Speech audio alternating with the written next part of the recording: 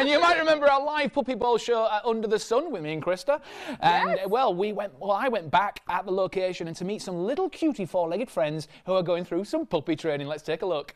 He gets to do the fun stuff. You know I love my mornings on Loving Living Local, but I especially love this morning. That's right, I'm back out Under the Sun at Training and Daycare. Colton Johnson, how are you, sir? I'm good, how are you? I'm all right, thank you so much for the invitation. Yeah, thanks for coming. Yeah, I feel like it's one of my second homes, this is. I know, we love seeing you here, it's fun. Listen, I love it as well, but people have never heard of Under the Sun Training and Daycare. Tell us a little bit more about the facility. Under the Sun, we're a large training facility, as well as we do doggy daycare for dogs. Our training facility, our mission is to provide enthusiastic, adaptable trainers that can help bridge together a relationship between the owners and the pets. So we just want to make sure that we all get dogs because we love dogs and we want them to be a part of our family. But making sure that you have a proper relationship with your dog is a huge part of being able to enjoy them. Absolutely. Yeah. And you mentioned training, but training from a very young age for a dog, the puppy straight away, how important is that? It's really important, and I'll be honest, if we can be a part of the process of forming that relationship when you start with a young puppy from the beginning, it makes things so much easier moving forward.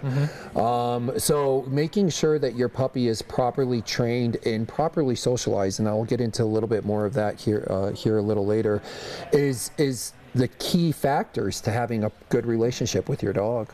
Who do we have here? This is Fly. She's an 8-week-old border collie. Absolutely gorgeous. Yeah. And is she going through the puppy training now? She is. So this is her first time in the facility. So she's just kind of learning how to take things in and things like that.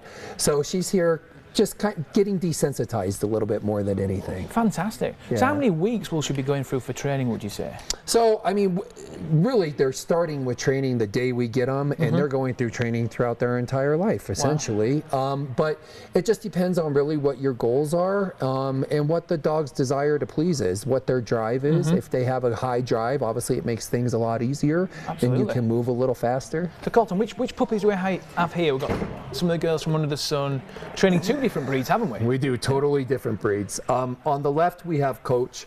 Coach is an 11-week-old bull mastiff. And on the right, we have Berlin. And Berlin is a 14-week-old Old English sheepdog. Very, very different breeds. As you can tell maybe from their energy levels as you see them working.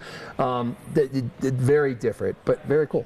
So obviously different breeds take different times and how long it takes to train specific breeds, is that correct? Is that what you're saying? It is. Yeah. Yeah, I mean, obviously if you have a dog with a higher energy, you're going to be able to work that dog a little bit longer. So Berlin would probably be able to work a lot longer than what Coach would. Coach, after about 10 minutes, he's going to want to lay down and take a nap. But, sounds all right, doesn't it? Yeah. But a really cool thing is what we're doing right now is we're just demonstrating what we would do in our puppy classes. So you'll notice that the girls are working them on some different obstacles. What we're doing with that is when I talked about proper socialization, that is proper socialization, desensitizing your dog to different feels, touches, being able to go upstairs, down ramps, through dark enclosures.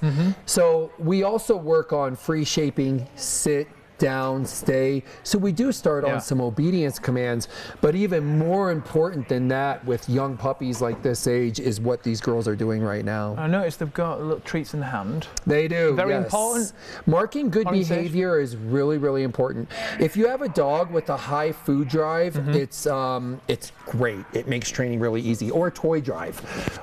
That's always wonderful. So we want to make sure that we're marking the good behaviors, but we're also recognizing the bad behaviors. Like if your dog's jumping or biting or something like that, you don't want to just allow your dog to do that and say, oh, they're a puppy, because then they just form a habit and it becomes harder to break that habit as they get older. So if you eliminate those behaviors by ignoring those behaviors, telling them no and stop it, waiting for them to do what you want, and then rewarding the good behavior, you're teaching your dog yes and no, right and wrong from the very beginning. Fantastic. We're going to catch up later on in the show with Colton because we're going to talk about some puppy socials that are happening as well. Puppy socials. And break down some of the training that puppies are going through as well. How's that? Sure. I'm excited. Yeah, absolutely. Very excited about that. I'll tell you what, he's adorable. Yeah. I want to take it. I really want to take him on. So we're back in this, back later on in the show where Colton's going to be showing a few basic tricks. Yeah, Would you basic say stuff. Basic training. Yeah, basic training puppy stuff in the show, and you do not want to miss that. We'll be back later on. And this segment has been sponsored by Under the Sun Dog Training and Daycare. He was so